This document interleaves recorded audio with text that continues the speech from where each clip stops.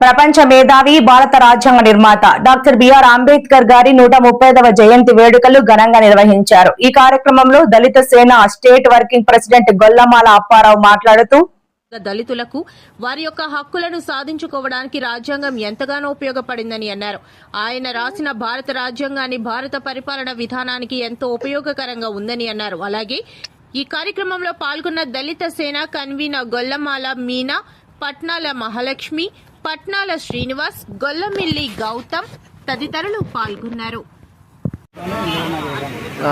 ఈరోజు బాబాసాహెబ్ అంబేద్కర్ 135వ జయంతి ఉత్సవాలు దళిత సేన ఆధ్వర్యంలో ఆయనకు ఘనమైన నివాళులర్పించారు. డాక్టర్ బాబాసాహెబ్ అంబేద్కర్ 1891 ఏప్రిల్ 14 మధ్యప్రదేశ్లో మావాడి గ్రామంలో ఆయన జన్మించారు.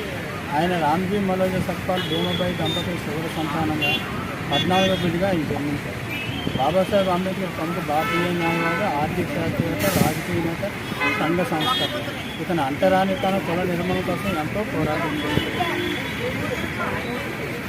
న్యాయవాదిగా, అధ్యాపకుడిగా, ఆర్థికవేత్తగా పనిచేశారు.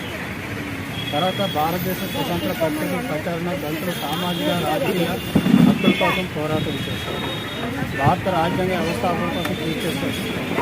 1990లో భారత ప్రభుత్వం అత్యున్నత పౌర పురస్కారం భారత రత్న మరణాంతరం ప్రకటించారు.